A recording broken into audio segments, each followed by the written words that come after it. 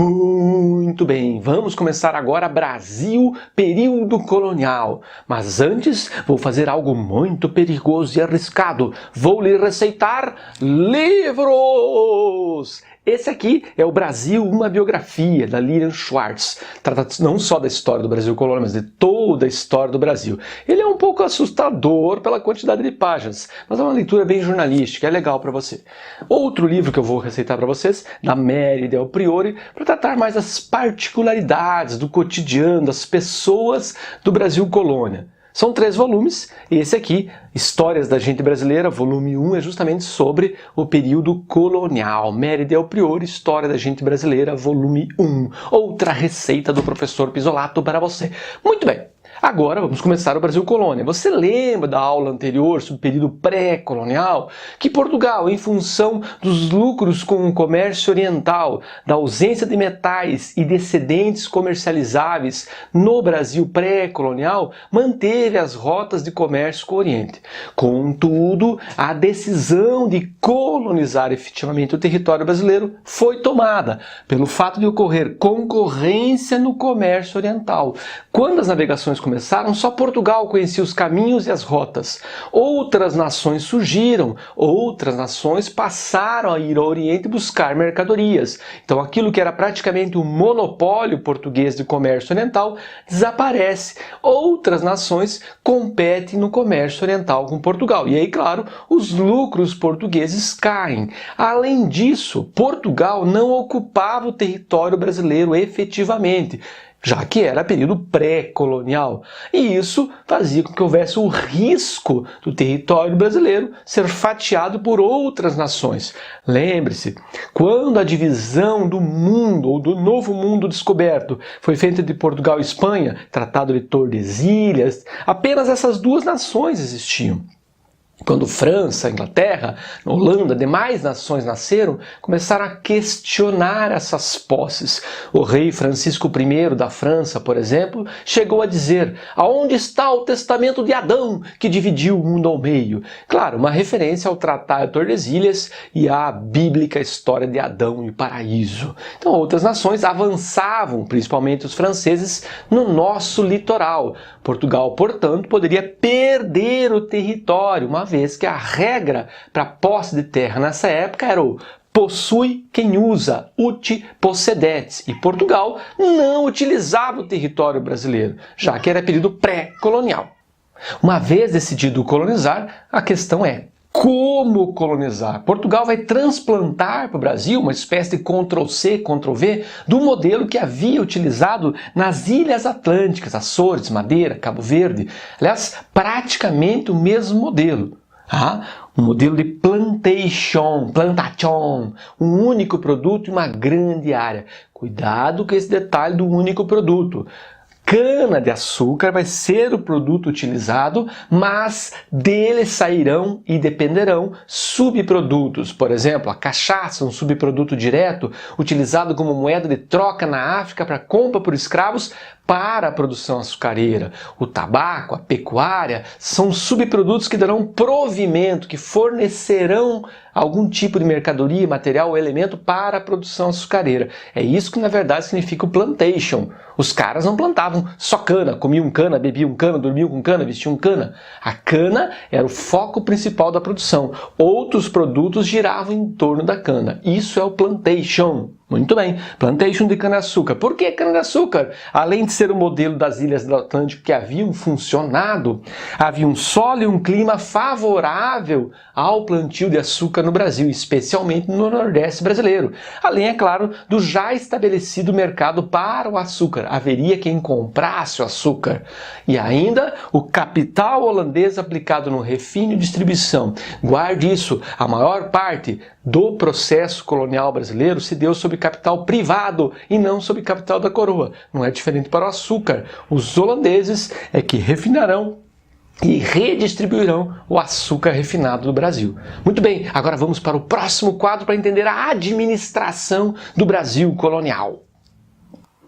Muito bem, uma vez que Portugal decidiu colonizar o Brasil, nas razões que você viu no quadro anterior, Portugal pega o território que lhe pertence de acordo com Tordesilhas e o divide em faixas longitudinais que vão do litoral até justamente Tordesilhas, formando um total de 15 quinhões, 15 faixas, 15 lotes. Cada uma dessas faixas é um lote. Cuidado, esses 15 lotes vão formar 14 capitanias, uma vez que nós temos aqui São Vicente composto por 2 lotes. E esses lotes vão ser entregues a 12 pessoas. Cuidado, é possível você fazer uma comparação entre o sistema colonial brasileiro, o sistema de capitanias, essas faixas longitudinais, com o sistema medieval. Atente que é possível fazer e achar semelhanças, mas também existem diferenças. Por exemplo, as faixas seriam, as capitanias do Brasil Colônia, seriam em comparação com o sistema feudal, os feudos. Lá existiriam os vassalos, cá existem os donatários, lá os vassalos são sempre nobres. Aqui esses 12 donatários, apenas um era nobre, apenas Antônio Carlos, da capitania do Ceará. Isso se deve ao fato que o capital investido nas capitanias deve vir dos donatários. Por isso o rei preferiu escolher grandes comerciantes, grandes exploradores, grandes navegadores para ceder a posse das capitanias. Muito bem. Uma vez dividido o território brasileiro nessas faixas longitudinais que chamaremos de capitanias hereditárias, pausa. Aqui mais um cuidado. Hereditária, passa de pai para filho. O que é que passa de pai para filho nas capitanias? Não é a propriedade, porque a carta de doação, documento que efetivava a capitania, ligava a capitania ao seu donatário, não é uma carta de doação de fato. O donatário não vira proprietário, ele detém a posse. A qualquer momento o rei pode, por algum motivo, tomar de volta ou redistribuir as terras. Você vai ver mais tarde, por exemplo, o caso da Capitania Real das Minas Gerais. Quando o rei encontra ouro naquela região, ele fatia várias capitanias e tira um pedaço para ele. Torna-se a Capitania Real das Minas Gerais. Muito bem. Então, capitanias hereditárias, o que é hereditário é a posse e não a propriedade. Junto da cardoação, cada donatário recebia um foral, um código de direitos e deveres de cada donatário em relação à sua capitania, o que já caracteriza uma descentralização. Se cada capitania tinha o seu foral, é como se cada uma delas fosse uma província independente, o que vai dificultar muito a administração colonial. Entre os direitos e deveres atribuídos aos donatários nos seus respectivos forais estava o direito a subdividir a capitania em pedaços menores chamados sesmaria. Eu sou donatário, recebo a capitania e posso dividi-la e atribuí-la a outras pessoas em pedaços chamados sesmarias. É também obrigação do donatário ocupar espaços através da fundação de cidades, para garantir, claro, a posse colonial portuguesa. É também dever do donatário defender a região contra os ataques dos invasores ou de índios selvagens, por exemplo. E deve também o donatário investir. Esse é outra das razões do insucesso das capitanias.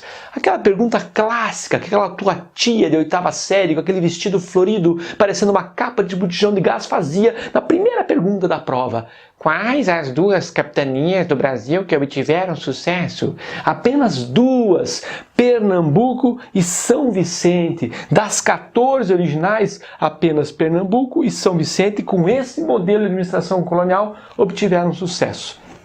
Pernambuco, o sucesso se deve ao solo massapê, um solo muito propício ao cultivo da cana.